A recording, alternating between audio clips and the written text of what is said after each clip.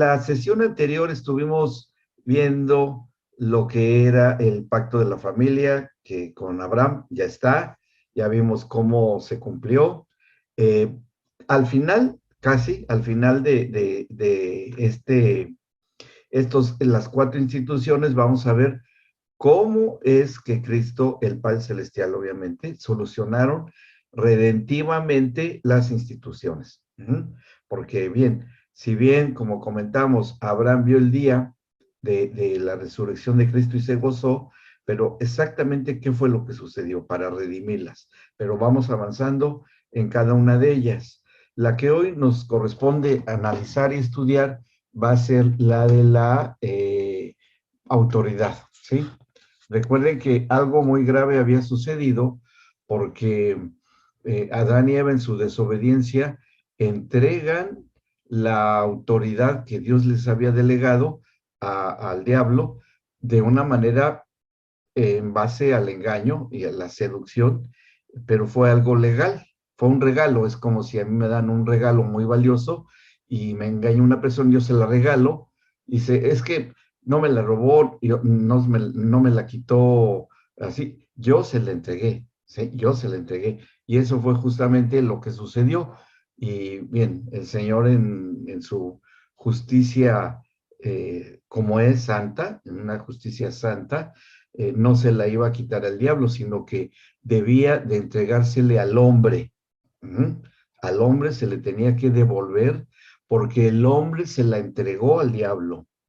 Y la única manera como podría hacerse era que, y todas las instituciones que vamos a estudiar, se las devolviese el diablo al hombre, ¿sí? Pero ¿cómo? ¿Cómo se las iba a poder devolver? Y bueno, eso es lo que vamos a concluir cuando veamos todas las demás instituciones. La que vamos a ver hoy es la de autoridad y gobierno. La de la familia incluye matrimonio e hijos, o sea, paternidad y maternidad. Ya está, ya la vimos. La comunión se va dando a lo largo del estudio de todas las cuatro, todas está involucrada la comunión, la relación personal con Dios, porque en todas Dios habla con los hombres de pacto, de acuerdo a la institución. Ya eso la hace espiritual, la tiene que forzosamente involucrar la comunión con lo espiritual, con la institución, relación Dios-hombre. Ahora vamos a ver, donde también está involucrada la cuestión espiritual, cómo es que el hombre podría volver a obtener la autoridad sobre la creación. Les comento que esto es importante. El diablo, Satanás, es una criatura, no es un Dios, es una criatura que fue creado por el Señor como un espíritu ministrador. ¿Cómo debamos entender eso? Son espíritus ministradores, porque eso es lo que dice Hebreos, que están creados por Dios para una sujeción y una obediencia con una gran inteligencia, y por estar presentes en el ámbito de Dios al principio bueno, por la eternidad habían estado, no sabemos cuánto, pero estaban en la misma presencia de Dios con una voluntad y un libre albedrío con ciertas limitaciones.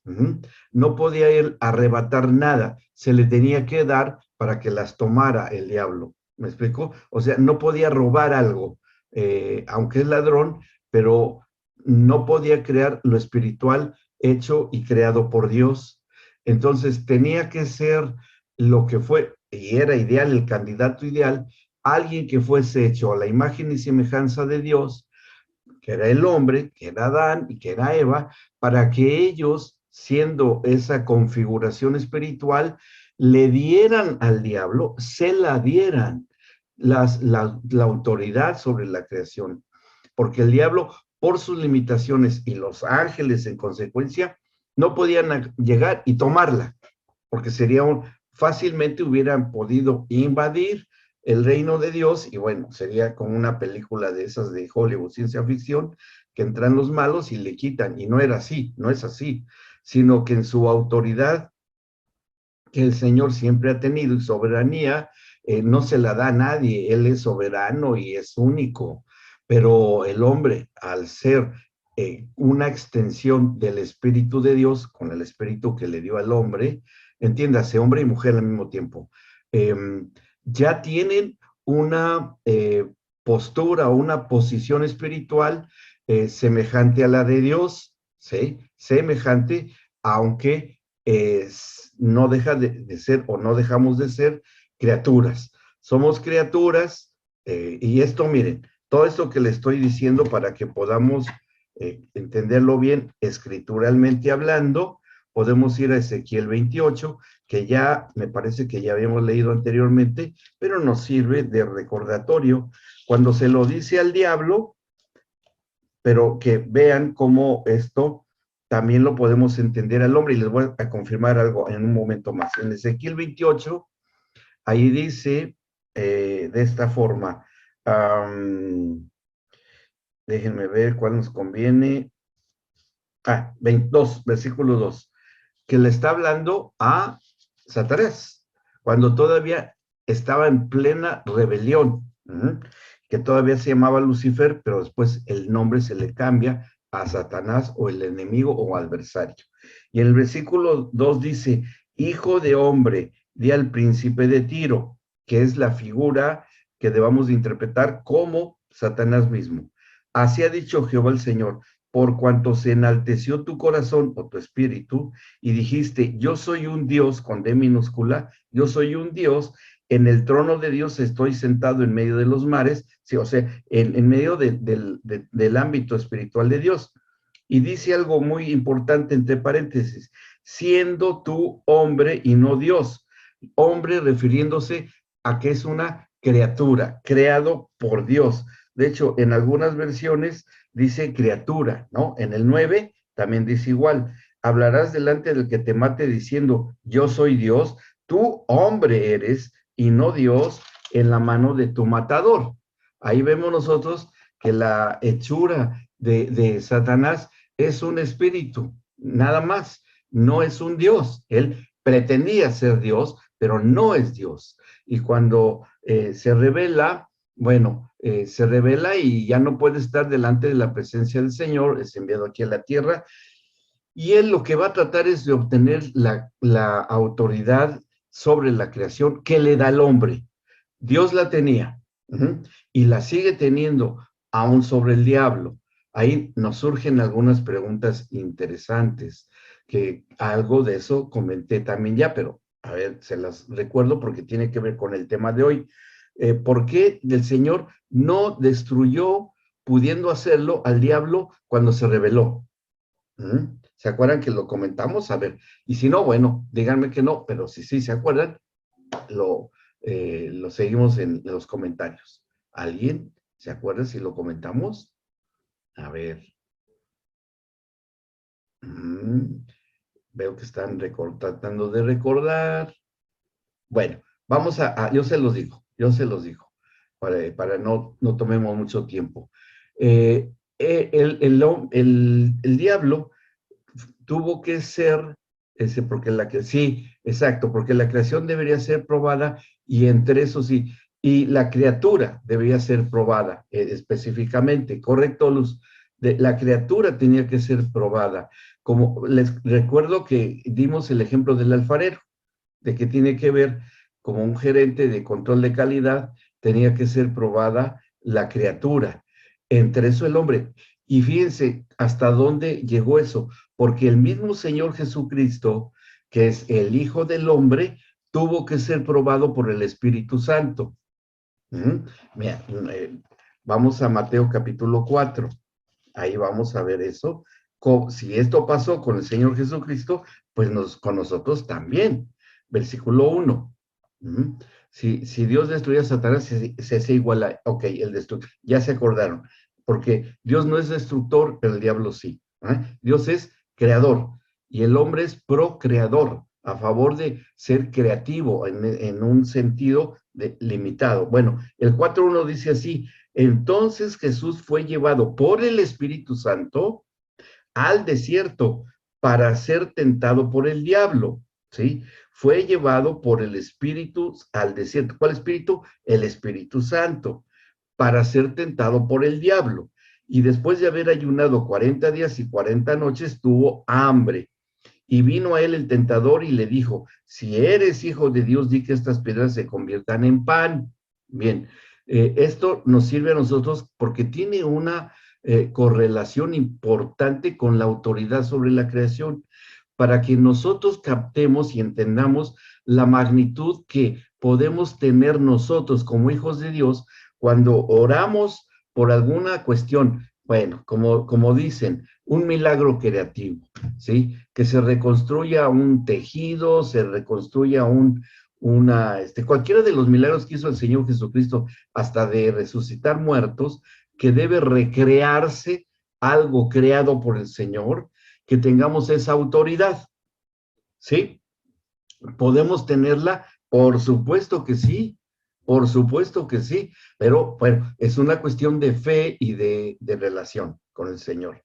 Ahora, para que esto pudiera pasar, el Señor Jesucristo tuvo que ser probado como el Hijo del Hombre, porque dice, pero vean cómo se lo plantea el diablo, usando la misma técnica que usó con Eva, porque como él vio, el diablo, que Jesucristo era a imagen y semejanza del hombre, a imagen y semejanza de carne y de sangre, pues el diablo dijo, bueno, creo que bien, llegamos a lo mismo que pasó con Adán y Eva, ahora creo que yo puedo hacer lo mismo con esta otra criatura de Dios, porque el diablo solamente alcanzaba lo que podía él ver con sus ojos espirituales dentro y envuelto en la maldad, en la que él mismo es su esencia de él, ¿no?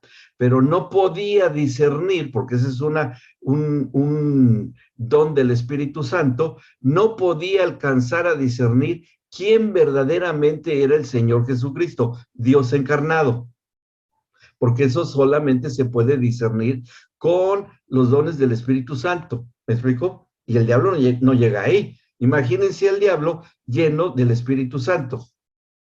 No puede ser, no puede ser. ¿Tiene experiencia y conocimiento? Sí, sí lo tiene, pero no puede discernir. Por eso es que el Señor Jesús sí podía saber lo que había en el corazón de los hombres. En su ministerio, en los evangelios está, pero el diablo, no hay ninguna parte donde él diga que el diablo conocía los pensamientos y lo que espiritualmente el hombre tenía. Tentaba, nada más tentaba. Santiago lo dice en su carta, que a la puerta está el pecado y en cualquier momento pum, puede caer el que sea, pero el diablo no puede discernir porque es un don del Espíritu Santo. ¿Bien? ¿Vamos bien? ¿Se entiende? Bien. Ahora fíjense, en el 4:2, ahora vean la técnica del diablo. Dice, vino a él el tentador, ya ahí nos anuncia que no es el que se apodera o el que arrebata, el que no podía robar, tenía que tentar nada más, sí, Susi. O sea que Satanás o sea, no conoce nuestros pensamientos. ¿Cómo él, o sea, nosotros mediante lo que hablamos podemos darle lugar a él? Es que él es el gran psicólogo, conoce a la humanidad a lo largo desde que fue creado Adán. Conoce cada rincón de nuestras actitudes, comunicación verbal, gesticulación, intenciones, y él deduce con mucha facilidad, porque es un conocimiento y una sabiduría diabólica, ¿sí? Él nos conoce por experiencia cómo es el ser humano, pero ya en lo personal y en nuestra comunión con Dios, no puede. Es una preservación y una garantía, ¿sí? Como carnales, sí. Con lo que está en el alma, sí lo sabe, porque él maneja las emociones, las obras de la carne. Ahí sí. Que ese es nuestro gran dilema de todo ser humano. Bien. Dice, Doc, sí, ¿en adelante. qué página del manual está?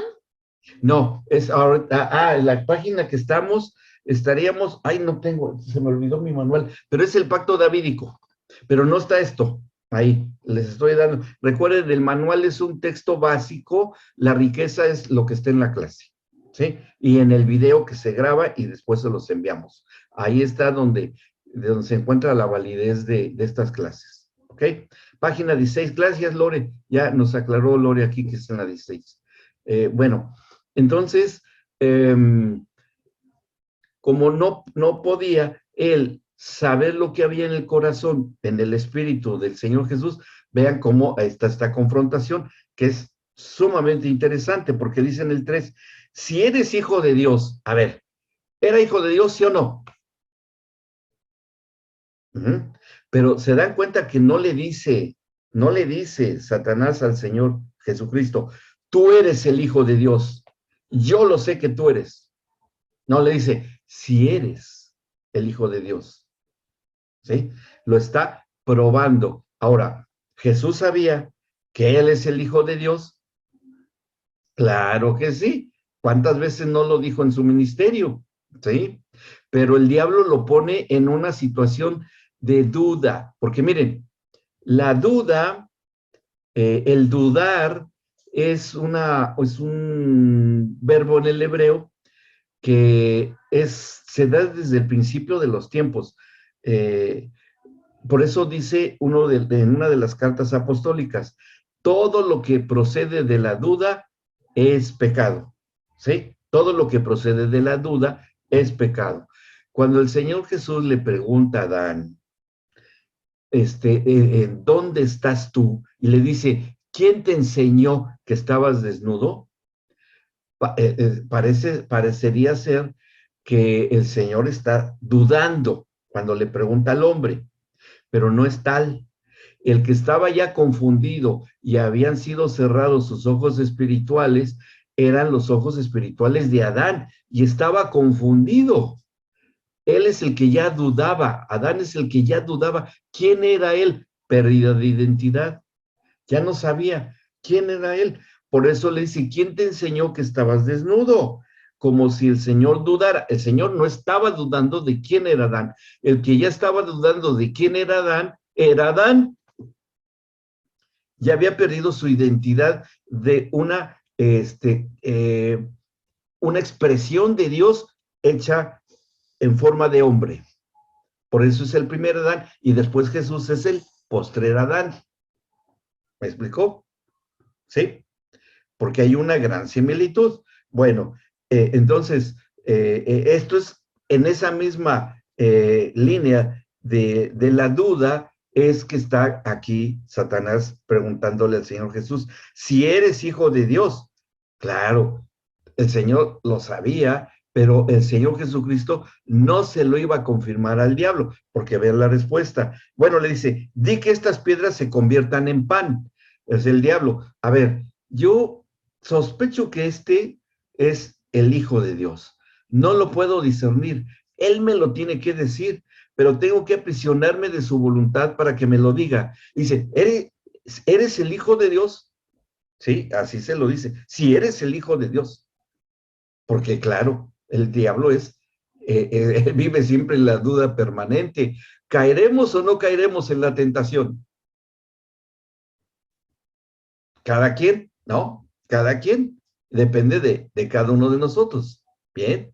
Sí, Rogelio quiere preguntar algo o está bien. Ah, bueno, está así como nervioso Rogelio hoy, pero bueno, está fraguando su próxima pregunta. Está bien, eso es, nos ayuda mucho que pregunten, mucho. Bien, dice Chris y Pau sí levantaron la mano. Adelante. Doc, ¿cómo le va? Bien, Chris. Tenía una pregunta. Cuando el Señor Jesús pasa al otro lado de la orilla del mar y le aparecen los demonios gadarenos, en Mateo Sí. dice que parece que eran dos. Y bueno, ahí claman los demonios, ¿no? Y le dicen, ¿a qué has venido, Jesús, Hijo de Dios? A atormentarnos antes de tiempo. Ahí como es que los demonios... Sí, y sabemos que eres el Hijo del Dios Altísimo, le dicen, ¿sí? Y sí, pero siempre está la interrogante, ¿por qué has venido antes de tiempo a atormentarnos? Es una pregunta, no es una aseveración, porque ni se hubieran manifestado con él, ni se hubieran manifestado, pero se tiene que manifestar. ¿Por qué se tuvieron que manifestar? Les voy a decir porque hay otro principio ahí. Porque el Señor Jesucristo es la verdad. Es la verdad en forma de hombre. Y cuando la verdad se manifiesta, nadie puede mentir. Porque entonces la mentira sería superior o igual a la verdad. ¿Me explico? Entonces, ante la presencia de la verdad, hasta los demonios, con su dolor y se revuelcan y se van para todos lados, tienen que decir la verdad, que va contrario a su naturaleza. Eso pasó con Job, cuando dice que llega el diablo disfrazado entre los hijos de Dios, que llega ahí, y lo ve el Señor, es el Padre, y le dice, ¿de dónde vienes? ¿Y qué tiene que decir el diablo? Pues de rodear la tierra. Lo hizo decir la verdad para que negara, delatara su esencia, que es y él lo hace decir la verdad al gran mentiroso. Y así mismo sucedía con el Señor Jesucristo. Dijeron la verdad, sí, pero porque Él es la verdad y la mentira no puede prevalecer sobre la verdad. Por eso es que dijeron eso, no porque quisieran, es una cuestión de ley espiritual, de confrontación, de ley de la verdad y lo que es la mentira. Que la mentira no tiene leyes, es mentira y no puede tener leyes. ¿Ok? ¿Vamos bien? Seguimos la lectura. El 4, 3. Di que estas piedras se conviertan en pan. Ahora, ¿Satanás sabía que el Hijo de Dios podía convertir las piedras en pan? ¿Sabía o no lo sabía? ¿Qué piensan ustedes? ¿Cuántos dicen que sí? Levanten la mano. ¿Cuántos dicen que sí sabía? Bien, bien, bien, bien, sí, ok, bien. Pues sí lo sabía, pero esa no era la cosa. Ahora, ¿Jesús sabía que podía convertir las piedras en pan? Los que digan que sí, levante la mano. Sí, los dos lo sabían. ¿Cuál era la jugada entonces? Que se sujetara su voluntad a la del diablo y lo obedeciera, como le hizo con Eva. Era un juego de una lucha así de pulsadas para ver quién ganaba, quién se sujetaba a quién. Entonces, no se iba a sujetar el Señor Jesús a esta solicitud del diablo, ¿no? Si eres hijo de Dios, claro que sí lo era. Di que estas piedras, así lo estoy probando, y yo verifico y sujeto su voluntad a la mía. Y verifico que sí es el Hijo de Dios, porque sí convirtió las piedras en pan. Claro que lo podía hacer, si convirtió el agua en vino, si hizo aparecer de lo que no era un montón de panes y un montón de peces, pues claro que lo iba a poder hacer. ¿Me explicó? Susi. Doc, ¿eso es como una guerra de palabras que tiene el Señor con Satanás en ese momento? Pues más que palabras, hechos puntuales. Sí, sí, sí, sí. Porque en de eso, decirlo al hacerlo, nosotros, por ejemplo, en casos de tentaciones o en caso de, también tenemos como una guerra de palabras en la confesión nuestra. hay un proceso que se describe en Santiago, en la carta de Santiago, muy bueno, porque, miren, las cuestiones en los hijos de Dios hoy, los que han tenido el nuevo nacimiento, el proceso va de que el Espíritu Santo habla a nuestro espíritu, ¿sí? Ajá. O lo que diga el Padre o lo que diga el Hijo.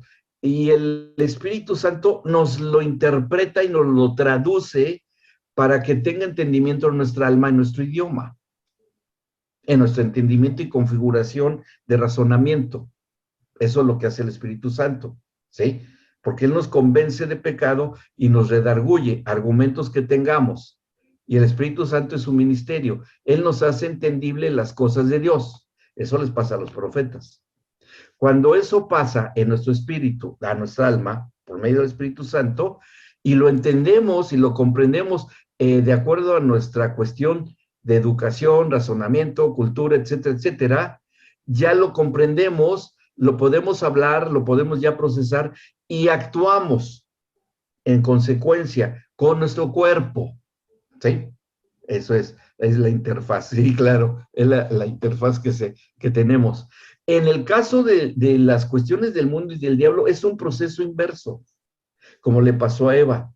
Viene primero por lo sensorial, viene primero por los sentidos, entra por los ojos, por el tacto, por todos nuestros sentidos. Llega a la mente o al alma, al razonamiento, y ahí está la cuestión de la voluntad. Y cuando yo ya entró por mis sentidos, llega mi razonamiento y a mi experiencia humana, yo ya decido si ejecuto la tentación. Si la ejecuto, ya peco y se va a la zona del espíritu, ya soy un pecador. Pero si decido no hacerlo, fue una prueba, como le estaba pasando al Señor Jesucristo. ¿Sí? Ajá. Así Sí. es el proceso. Bien. Gracias, Doc. Bien, y eso es lo que estaba haciendo el diablo aquí. Se va a los sentidos, se dan cuenta que primero entra por el cuerpo de Cristo, su cuerpo, él como hombre, por el hambre, ya tenía 40 días, estaba muy debilitado, estaba ya flaquito, dice, no seguía como un Superman, no, era hombre, estaba muy debilitado, y se los vamos a probar, estaba muy debilitado, sí tomaba líquidos, seguramente que sí, porque lo único que tenía era hambre, ¿no? Dice el Señor Jesús, vean lo que le responde. Él respondió y dijo, escrito está, ¿sí? Y ahí es donde ya el diablo empieza a frenarse, porque ahí se lo está diciendo el Señor Jesucristo. Ahora, ¿quién es el Señor Jesucristo? Como lo dice Juan.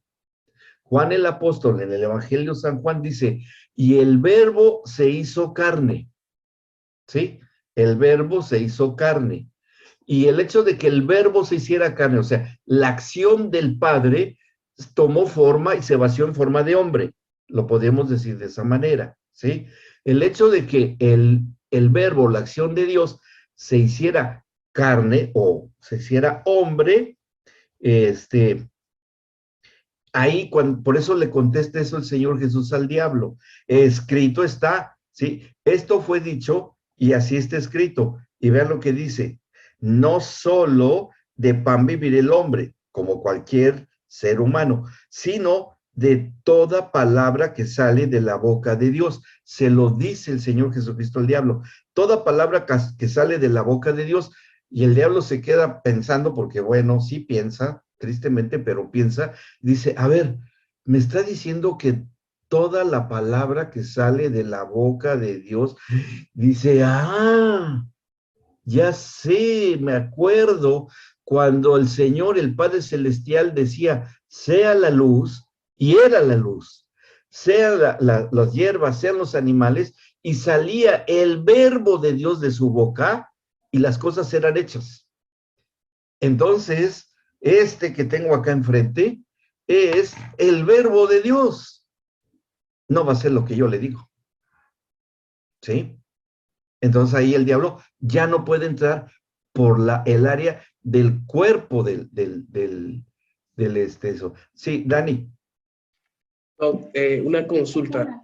Sí. En esta parte, Jesús tenía clara su identidad, que eso también le da una autoridad delegada. Absolutamente. El Espíritu Santo descendió con forma corporativa y el cielo se abrió y dice, tú eres mi hijo, ¿no? Entonces, la identidad marcada también da autoridad.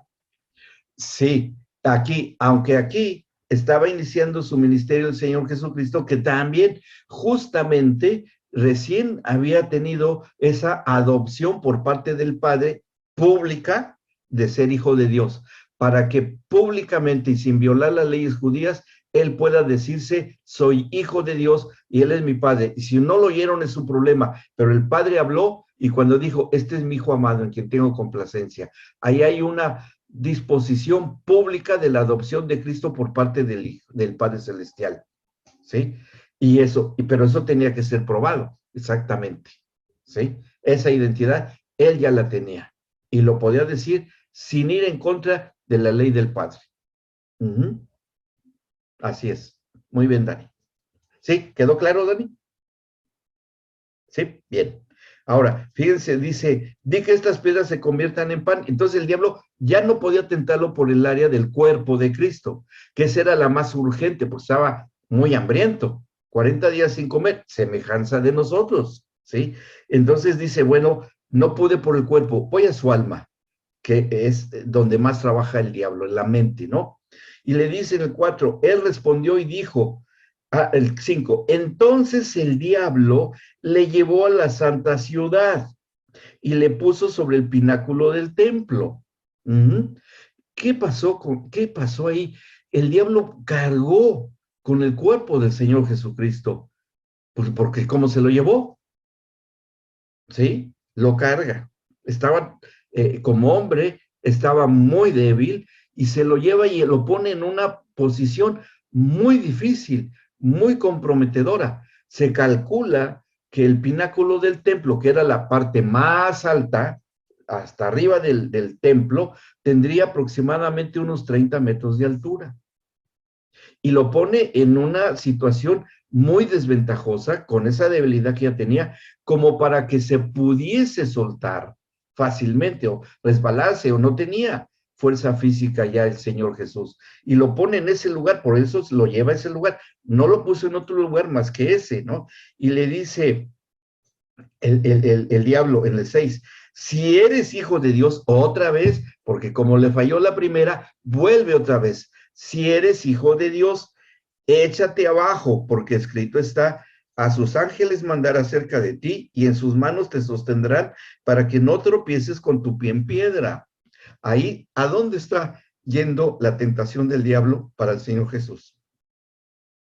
En su conocimiento de la palabra, porque le está citando una escritura de la Torá, ¿sí? Que el diablo se sabía de memoria, obviamente, pues es uno de los principales autores ahí, más bien protagonistas. Entonces está tentando el intelecto, la memoria, el conocimiento del Hijo de Dios, del Hijo del Hombre, de algo que sabía muy bien tanto él como él, pero aquí está más sutil la cuestión, porque ¿qué hubiese pasado? Si, fíjense, lo que le dice, y en sus manos te sostendrán, quien tu padre te va a detener, él te va a sostener, para que no tropieces con tu pie en piedra. O sea, es absurda el planteamiento del diablo de quererse ganar la voluntad del Señor Jesucristo, porque está en el área de la voluntad del Señor Jesucristo. ¿Qué hubiera pasado si se hubiera soltado el Señor Jesucristo en ese lugar? ¿Qué creen ustedes que hubiera pasado? ¿En qué habría incurrido el Señor Jesucristo?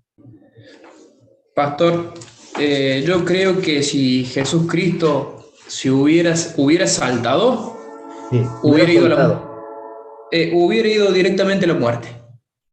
Sí, ¿y? Porque eso es lo que acá en el versículo 6, como dice, y le dijo, si eres hijo de Dios, échate abajo porque escrito está. Es lo que usted dijo, está usando lo que dijo Jesucristo en contra de él para tener un beneficio propio, ¿no? Y, o sea, yo no creo que Dios mande sus ángeles porque no iba a tener aprobación del Padre para que salte. Él tenía que tener la aprobación de Dios para poder saltar del pináculo. Sí, ahora hubiese...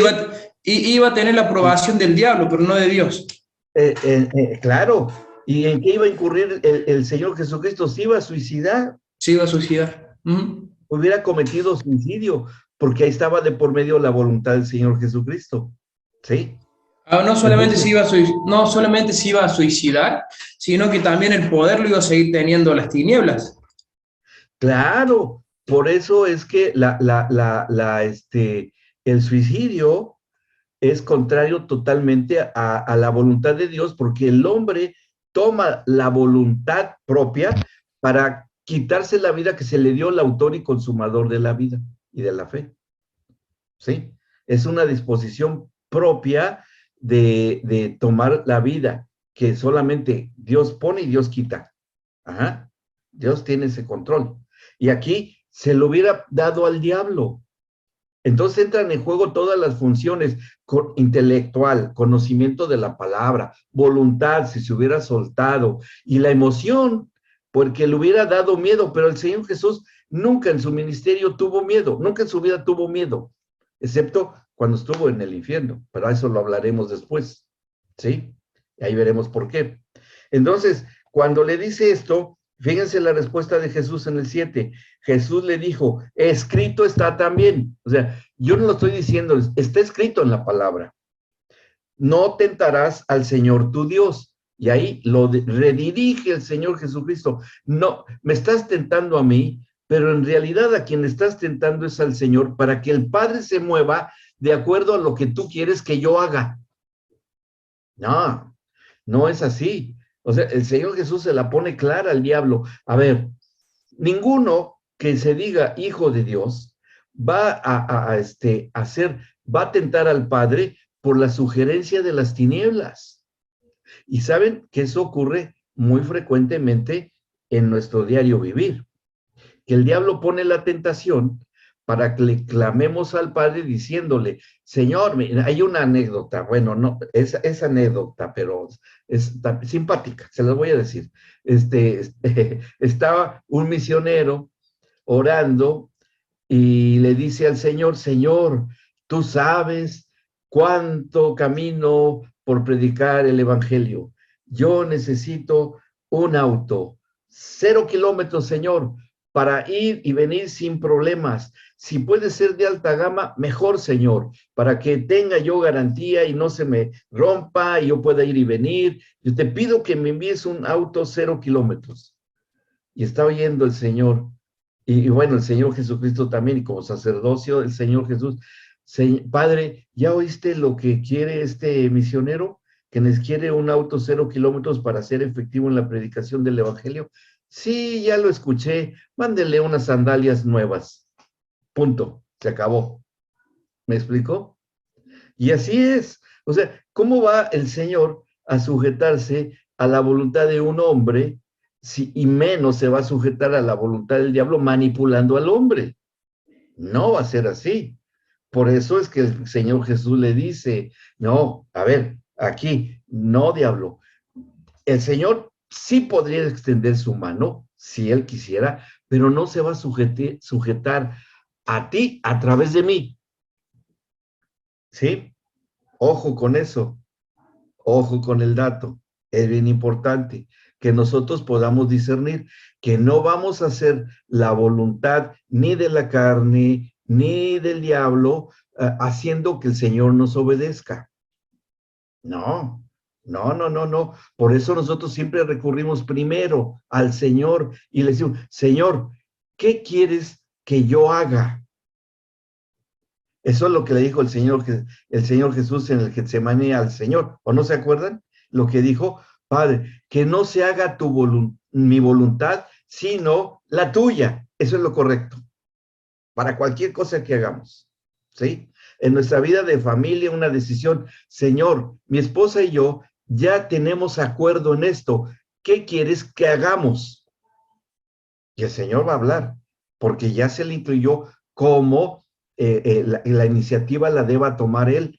Nosotros reconocemos, tenemos aquí nuestras vivencias, nuestras circunstancias, como padres e hijos y padres y todo, pero el Señor es el que dispone, pero se lo tenemos que decir a Él primero, para que el diablo lo escuche muy bien, que primero está la voluntad del Padre en lo que Él quiere que hagamos.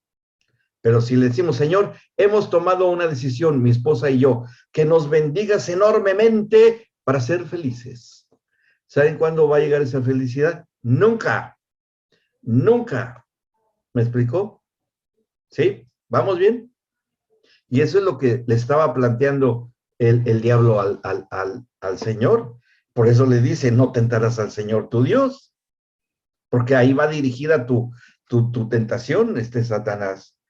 Bueno, ya le falló cuerpo y alma. ¿Cuál le falta ahora? Al espíritu. Todo esto es cuestión de autoridad, ¿eh? Porque esto lo vamos a tener que reconocer en el pacto de David, en el pacto del rey David.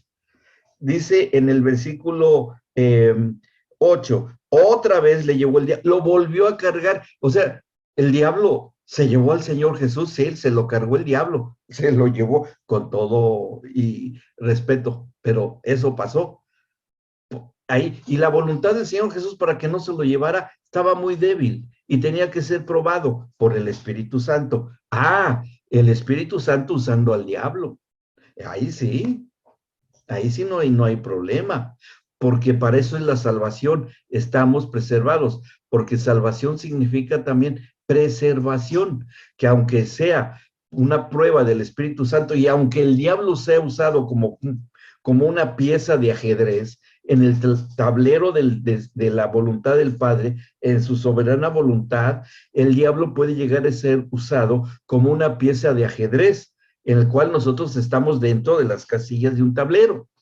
¿Me explicó? Viene el diablo y nos quiere comer, como león rugiente que anda, nos quiere devorar. Y bueno, de repente ya tengo frente al alfil contrario, ¿no? Si ustedes conocen ajedrez, saben que se puede mover. Y si yo soy un peón y está a mi lado derecho enfrente a mí, el alfil fácil me puede comer, ¿no?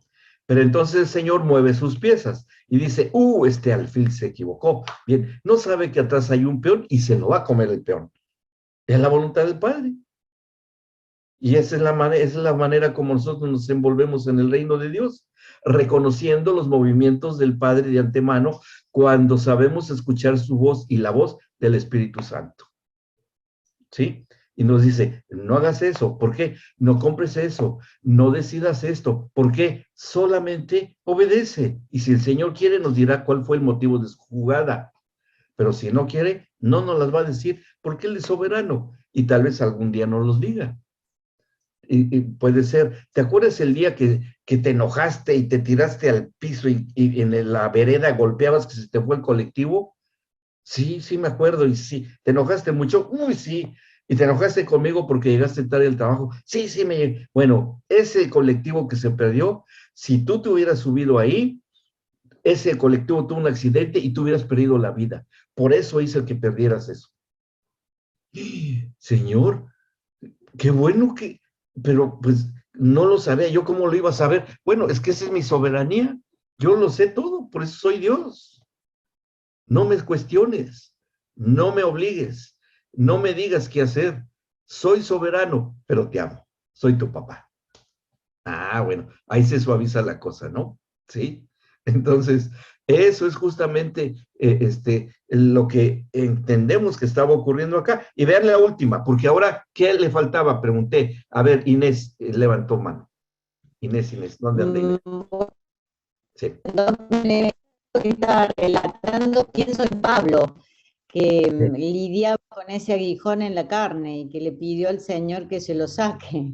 ¿Sí? Tantas veces, ¿no? No sabemos qué habrá sido, pero, y el Señor le dijo, no, con mi gracia te alcanza, chao. Sí, Pablo, les digo que es para ilustración, cápsula cultural. Él tenía una enfermedad en los ojos, que solamente se ve en esos lugares.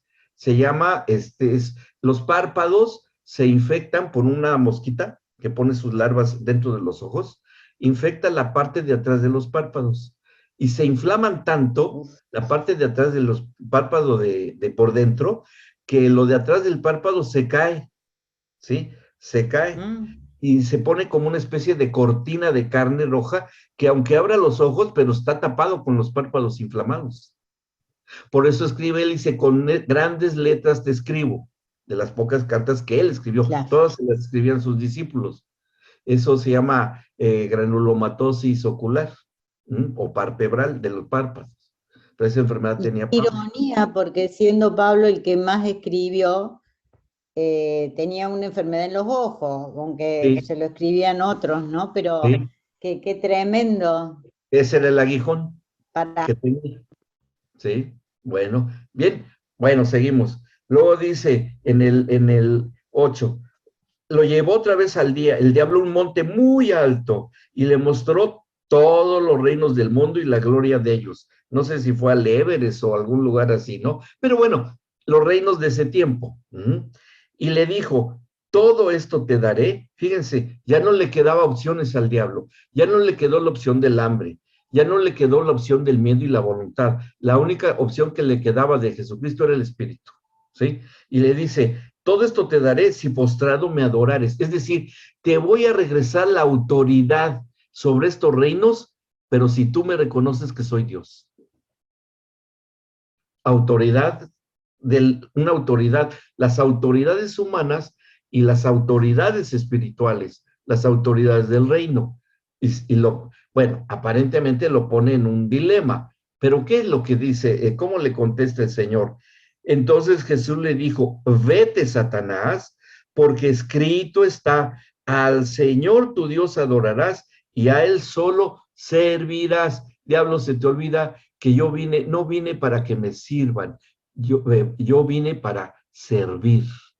Me estoy sujetando a la total y absoluta voluntad de mi Padre Celestial, y a Él es al que yo adoro, o sea, le obedezco, hago su obra, me sujeto a sus órdenes, y como ya no había más áreas que tentar, en el 11 dice, el diablo entonces le dejó, y aquí vinieron ángeles y le servían. O sea, aquí vemos cómo la autoridad espiritual siempre va a abarcar o considerar nuestras tres áreas, espíritu, alma y cuerpo. Y nosotros debemos de tener esa capacidad de discernir en cuáles áreas nos está tentando el diablo, si es que es el diablo, ¿sí? En mi carne, en mi alma o en mi espíritu, ¿sí? La más deplorable es en la cuestión del espíritu, que cuáles son las cuestiones que somos probados en la cuestión espiritual. Por ejemplo, cuando incurrimos en la idolatría, porque le estamos asignando a una cosa creada, por manos humanas o no, pero es cosa creada, una cuestión de autoridad espiritual, cambiando la autoridad espiritual de lo que él creó y poniendo ahí como autoridad espiritual algo creado, ¿sí? Como son los ídolos o cosas de la creación, que eso el hombre carnal y animal a ese nivel, pues sí le ha dado esa connotación o reconocimiento espiritual a través de la idolatría, ¿sí? Que como dice Pablo en el capítulo 1 de los Romanos, el hombre cambió por cuadrúpedos, aves, reptiles e imagen de hombre, diciendo que eran dioses, ¿sí? Que cada uno tiene su propia autoridad usurpada, sea el área de la sexualidad, sea el área de la riqueza, o sea, las cuestiones institucionales, que son los elementos que nos están ocupando, ¿sí? ¿Vamos bien? ¿Se ha entendido? ¿Sí? Ok, ahora vean, cuando ya queda claro, o sea, ¿por qué nos tenemos que ir hasta el Señor Jesús? Para entender cuál era la intención de que se tenía que establecer un pacto para poder llegar a este punto, porque todavía no es la redención. Aquí empezaba el ministerio del Señor Jesús, pero ya veremos cómo se redime y ganan el Padre y el Hijo, el que tuviésemos la autoridad en esta autoridad espiritual que nosotros hoy tenemos y debemos ejercer. Todos y cada uno de ustedes tienen toda la autoridad para ejercer en el ámbito espiritual. Y material también, ¿sí? Vean, vamos ahora en el libro de Samuel, segundo libro de Samuel, capítulo 7. Ahí vamos a ver. Segundo libro de Samuel, capítulo 7. Ahí vamos a empezar a estudiar el pacto davídico, que esto tiene que ver con la autoridad espiritual, a esa institución. Recuerden que la autoridad espiritual es básicamente, primordialmente, sobre lo espiritual, ¿bien? Y lo espiritual sobre lo material, en ese orden, ¿ok? Bueno, dice en el 7, aquí David acababa de ganar una tremenda victoria, porque él logra sacar el arca con los filisteos. Bueno, ya después la rescatan y estaba en la casa de alguien. Pero porque se la habían robado y les iba bien mal a los filisteos, bien mal les iba porque se habían robado el arca y ya no la aguantaban. Así es que hasta cierto punto fue que ellos se sintieron bien, ¿no?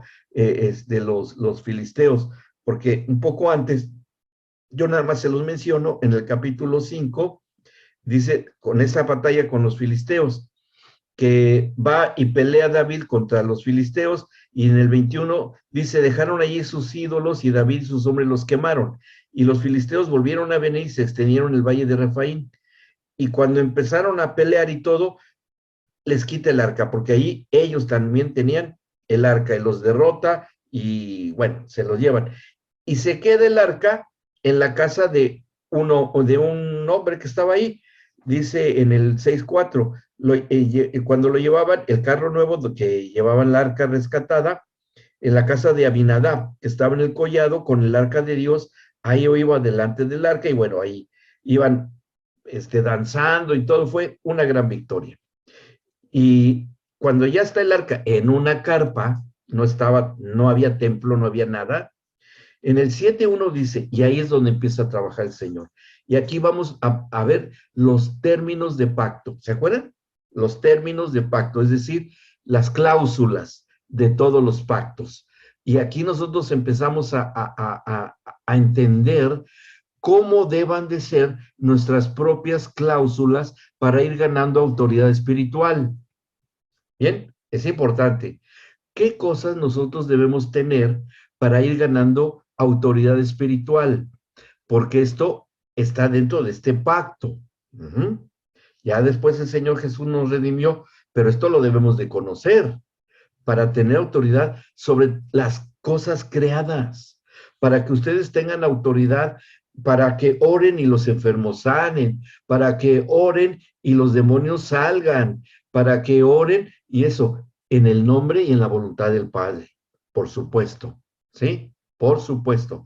Dice el 7:1, aconteció que cuando ya el rey habitaba en su casa, ya está el rey bien, David, después que Jehová le había dado reposo de todos sus enemigos en derredor, dijo el rey al profeta Natán, sale del rey David, así como salió de Abraham, de su persona, de su corazón, de su pensamiento, que reconoce la voz de Dios, ahora sale de la mente y del corazón del rey David y le dice al profeta, mira, ahora yo habito en casa de cedro. No era una cosa menor.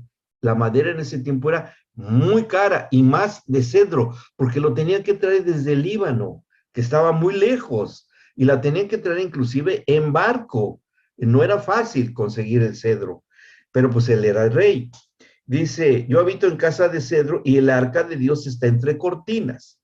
Y Natán dijo al rey, anda y haz todo lo que esté en tu corazón, porque el Señor está contigo. Y eso es lo que quería el Señor. Dice, David hizo bien, está recurriendo a mí primero.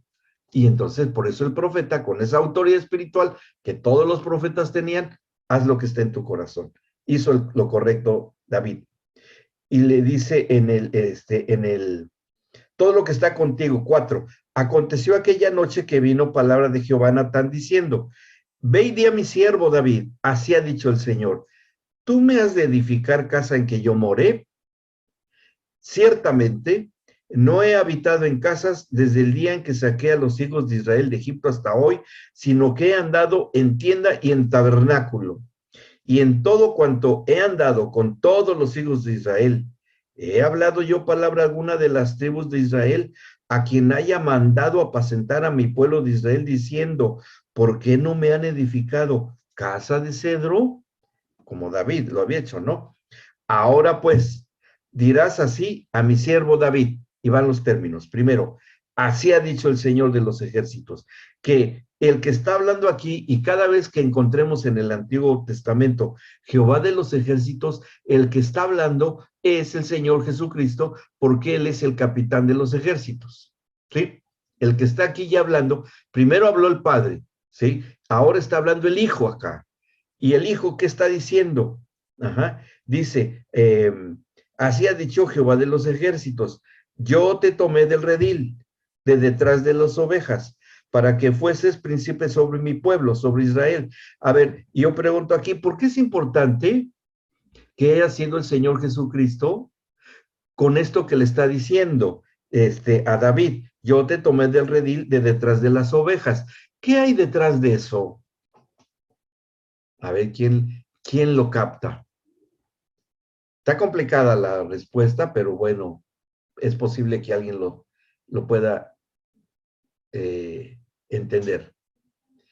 Están recibiendo entrenamiento espiritual. Se nota, ¿verdad? Miren, esto es un término, intimidad con Dios. No exactamente. Les voy a decir por qué. Dense cuenta de algo que dijimos con el pacto de Abraham. Todo tiene una causa y un efecto. Todo tiene la misma causa y el mismo efecto. Dani. Yo creo que el del sacrificio, ¿no? ¿Por qué? Tomándolo al animal. No, no exactamente. Les voy a decir por qué. Porque el Señor Pastor, Jesús... A ver, Abraham, a ver si le da... disculpe que lo corte, ¿no? El redil en sí es a donde se guarda el ganado, digamos. Sí. Sería como, es un lugar todo cercado, donde están las ovejas. Sí. Y Dios lo tomó a David de ese ganado y lo separó. Ajá. No sé si estaré correcto. Como dijo Agripa, casi me convences a ser cristiano. No, no, porque el Señor Jesús se reconoce como el buen pastor. ¿Sí? ¿Por qué se reconoce con toda autoridad el Señor Jesús? Porque el Señor le dice a David, ¿sí? Le dice, yo te saqué, yo te tomé del redil, de detrás de las ovejas.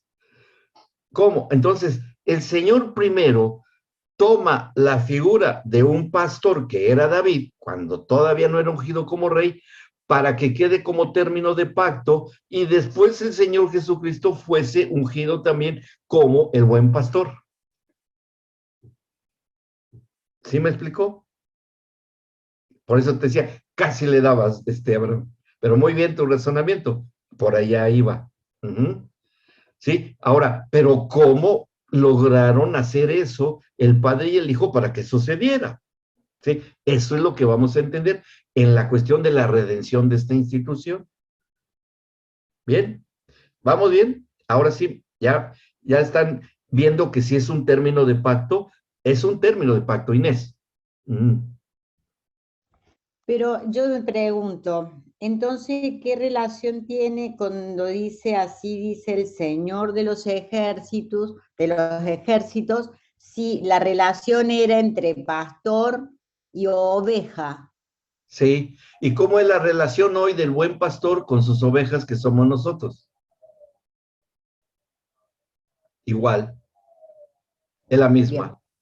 Bien. Porque el Señor Jesucristo es nuestro pastor. El Padre también es pastor. Acuérdense, en el Salmo 23, ¿sí? El Señor es mi pastor.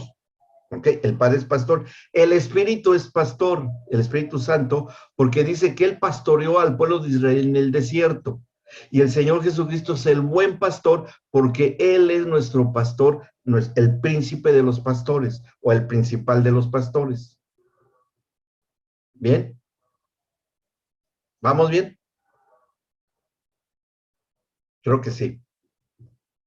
Pueden volver a oír el video, ver el video para que les quede claro, porque a lo mejor es mucho. Sí, vamos bien. Bueno, Brenda, Brenda sí va agarrando aquí la velocidad que llevo. Pero sí se ha entendido hasta ahora. Estamos empezándolo a entender, no hay problema. Lo van a ir ustedes complementando y acomodando cada vez más. ¿Bien?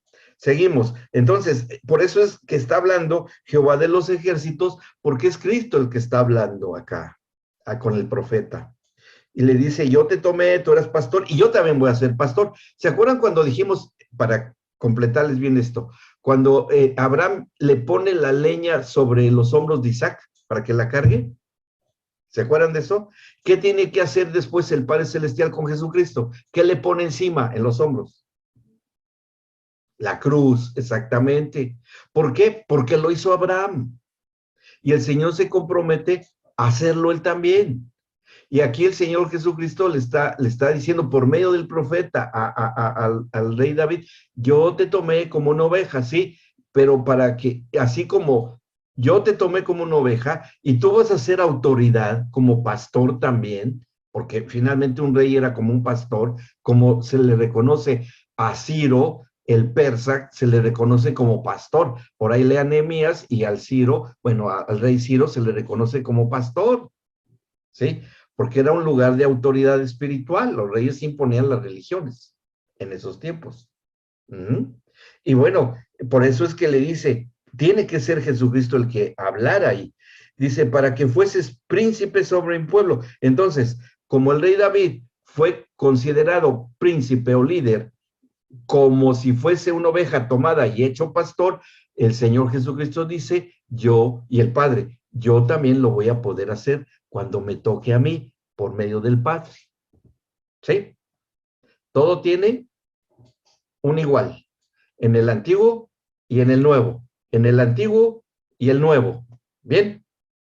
Cris o Pau, no sé quién va a preguntar de ustedes. Sí, quería preguntar también es que si puede ser que hubiera una similitud en cuanto a esto detrás de las ovejas, ¿no? Detrás del redil, en que tanto Jesús como el rey David eran considerados de alguna manera hijos bastardos en teoría en la cultura, ¿no? Por ejemplo, que es como que estaban relegados. Por ejemplo, cuando fue el profeta Samuel a ver a los hijos, David nunca fue convocado porque era como de segunda categoría, ¿no? Él estaba en otro rango. Y así Claro. es como que había una similitud también a nivel de, o sea, de dónde Dios los sacó, digamos, ¿no? Sí. Y les voy a decir un dato bien, como dicen, un dato duro, ¿sí? Porque Isaí cuando escribe el Salmo 51, que lo vamos a leer en esto de la autoridad, dice, en pecado fui concebido. Porque el rey David así lo dice, porque consideraba en ese tiempo que la mamá de David, el rey, había tenido un desliz y había sido concebido en pecado David, por eso lo tenía escondido Isaí su padre. Y por eso no se lo presenta al profeta Samuel. Pero era necesario para que el Señor Jesucristo naciera también de parte del Espíritu Santo, no de un hombre, sino que concibiera del Espíritu Santo María. También fuese considerado como un bastardo. Y así era etiquetado el Señor Jesucristo. ¿Por qué tuvo que pasar? Para redimir a la adopción y sobre todo redimir a la familia ensamblada. Ahí lo vamos a estudiar, ¿sí? No, sí, todo cae. Bien, ¿vamos bien? ¿Sí? Bien, bien. Ahora, seguimos con el pacto, los términos.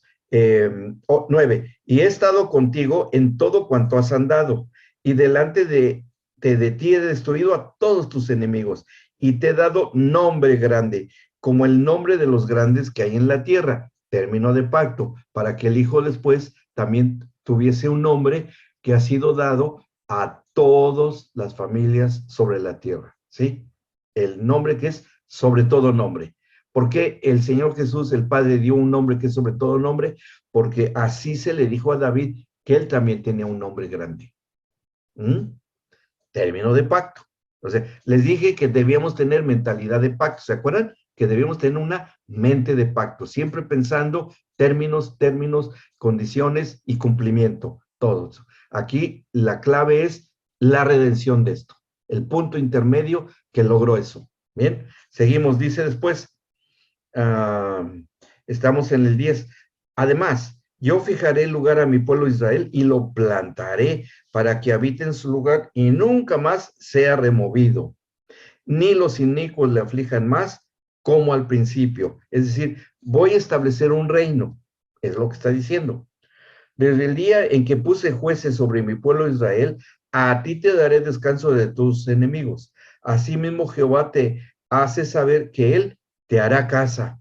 O sea, el Padre dice, yo me comprometo a hacer una casa para ti, David, y tus descendencias. Pero, te voy a pedir algo, David. Y es lo que le va a decir.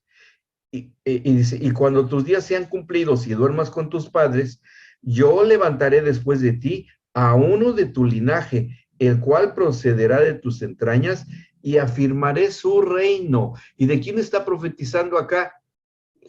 Lo curioso es que es el mismo Señor Jesucristo que está profetizando del mismo, pero en su calidad Brenda dice, el hijo de David, claro, iba a ser hijo de David, que así es anunciado cuando entra a Jerusalén, el Señor Jesucristo. Hosana, el hijo de David, Hosana, la salvación de Israel ha llegado, ¿se acuerdan?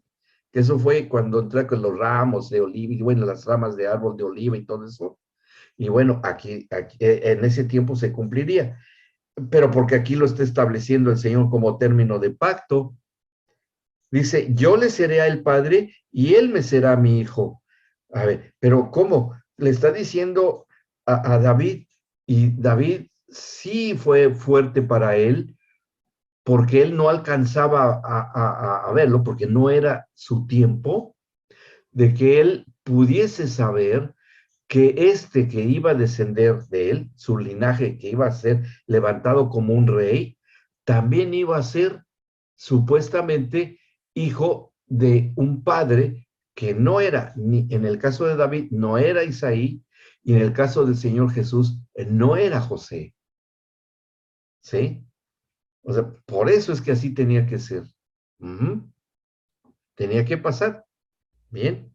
Pero David, ¿cuándo lo entendió David? ¿Cuándo lo entendería David? Esto, de que Jesús era también producto como hijo adoptivo, no de hombre, sino del Espíritu Santo. Todavía no lo vemos. Los voy a dejar con la duda para que no duerman esta noche. No sé qué. Pero lo vamos a ver, no se preocupen, sí lo vamos a ver. Pero ahí anótenlo en la agenda, van a ver cómo está impresionante esto. Bueno, dice en el versículo 14, decía, y fíjense qué profecía da el Señor Jesucristo. Conste, lo dice el Señor Jesucristo y se lo está diciendo a David, término de pacto. Yo le seré el padre y él será a mi hijo. Y dice, pero lo está diciendo el Padre, sí, y lo está diciendo Jesucristo porque son la misma persona, aunque son tres. Bien, es lo mismo. Dice, yo le seré a el Padre y él me será mi hijo, y si él hiciere mal, yo le castigaré con vara de hombres y con azotes de hijos de hombres. ¡Wow! Queda en términos de pacto. Entonces, ¿quién azotó y quién flageló al Señor Jesucristo? El mismo Señor propició que fuera flagelado. ¿Para qué? Pues para que llevara el castigo que nosotros merecíamos. Para eso. Y el Señor Jesucristo, el Padre está diciendo, le vamos a tener que decir a David que de su descendiente, su linaje, el justo que va a nacer, va a tener que ser azotado y flagelado para que él pueda cargar lo que aún con David iba a acontecer y con su descendencia y con todo aquel que entendiera estos términos de pacto. Para lograr tener la autoridad, tenía que ser flagelada la creación, que sería en la persona del Señor Jesucristo, en su cuerpo como creación. ¿Sí? Así va a tener que hacerse. ¿Ok? Bueno, seguimos. En el 15. Dice, pero mi misericordia no se apartará de él como la aparté de Saúl, al cual quité de delante de mí. Y vea qué promesa. En el 16, y será firmada tu casa y tu reino para siempre delante de tu rostro, y tu trono será estable eternamente. David, tu trono va a ser permanente. ¡Wow! ¡Qué compromiso! Pero ¿cómo le iba a poder hacer el Señor? Pues si David, pues iba a acabar sus días de vida en la tierra, ¿y cómo se le iba a cumplir el Señor? También anótenlo en la agenda, porque son compromisos de pacto. ¿Bien? Ahí ya quedó esta segunda. Que todo esto nos los ha dado el Señor a nosotros también. Ahí va, lo vamos a ir entendiendo poco a poco. Dice el 17. Conforme a todas estas palabras y conforme a toda esta visión, así habló Natán a David. Cuando le dice esto el profeta a David, en el 18, y entró el rey David y se puso delante de Jehová y dijo, Señor Jehová, ¿quién soy yo? ¿Y qué es mi casa? Para que tú me hayas traído hasta aquí. Y aún te ha parecido poco esto, Señor Jehová, pues también has hablado de la casa de tu siervo en lo porvenir, o sea, en lo que ha de venir. Es así como procede el hombre, Señor Jehová. Y aquí David entiende que se está estableciendo un compromiso que difícilmente podría llegar a cumplir también David. Pero bueno, ese es lo que le ha dicho el Señor por el profeta.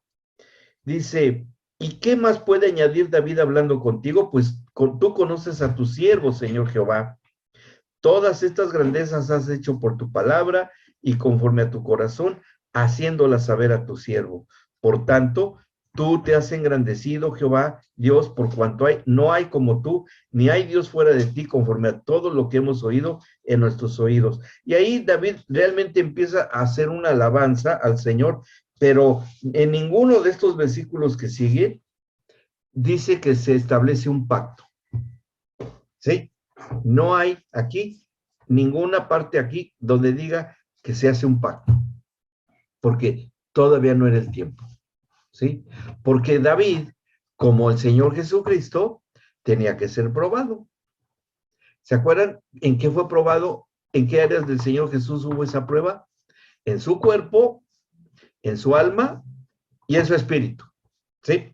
Bueno, pues eso también, para que el Señor Jesús fuese probada en esas tres áreas, David tiene que ser probada en esas tres áreas.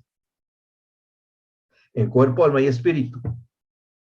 Bien, para que quedara como términos de pacto, y David, si superaba la prueba, bueno, se vería que después Jesús también fuese tentado en esas áreas para ver si superaba la prueba.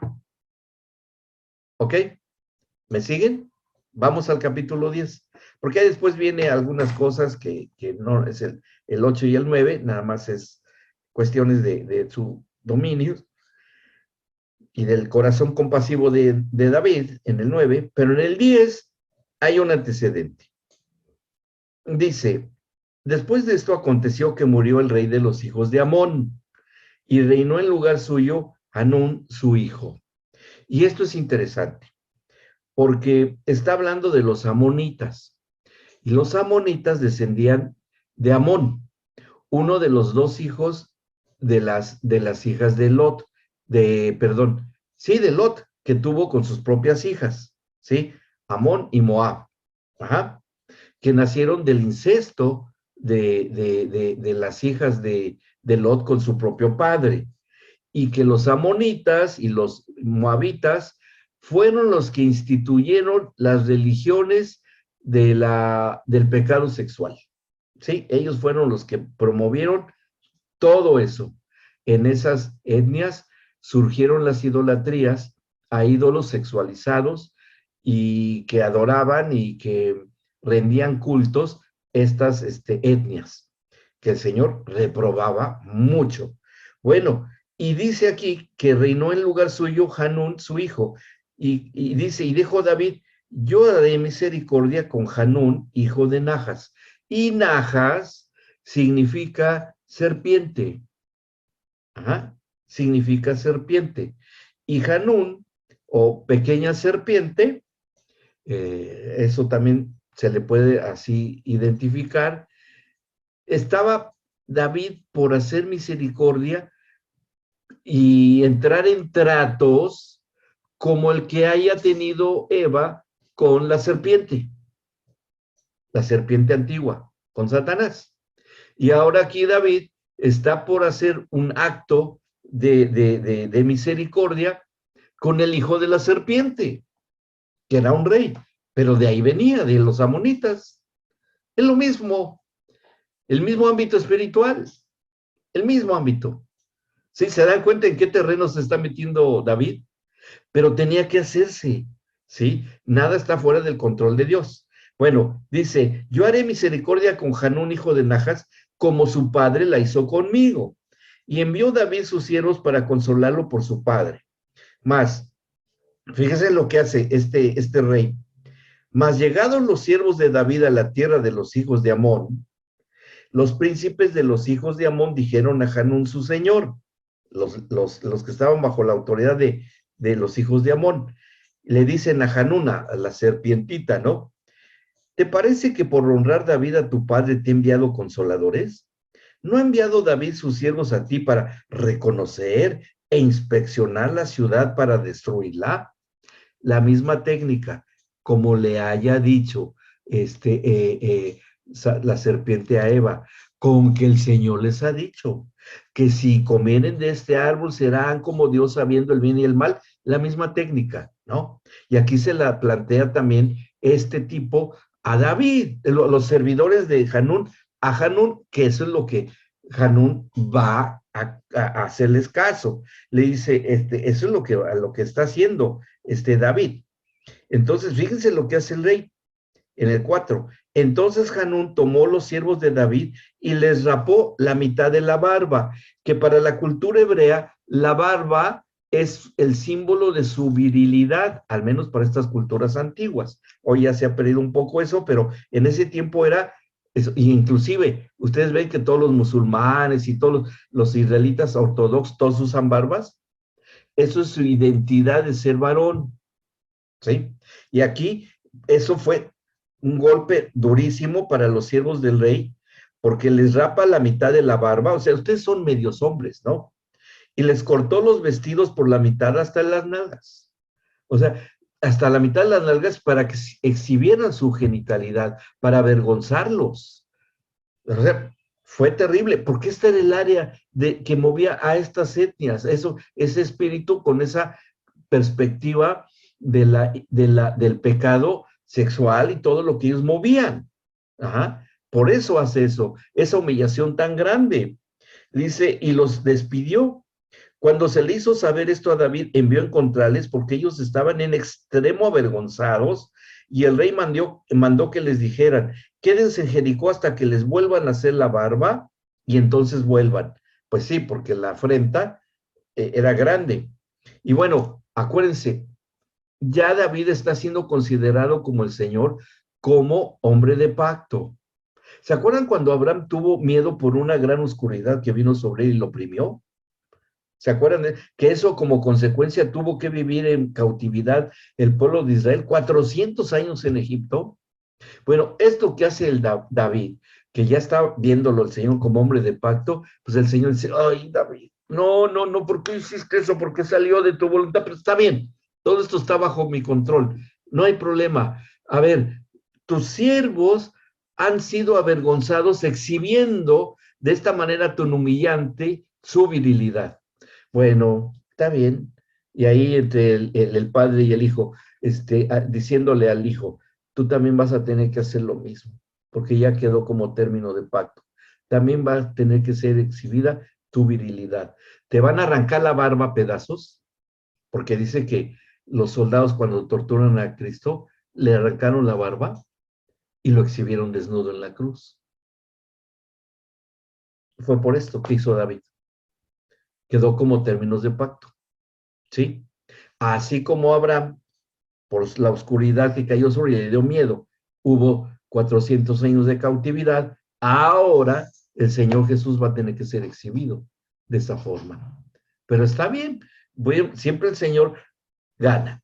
Y ahí van a ver qué jugada maestra hace el Señor para redimirnos en un área muy importante de nuestra vida. ¿Vamos bien hasta acá? ¿Sí? Ok, sí.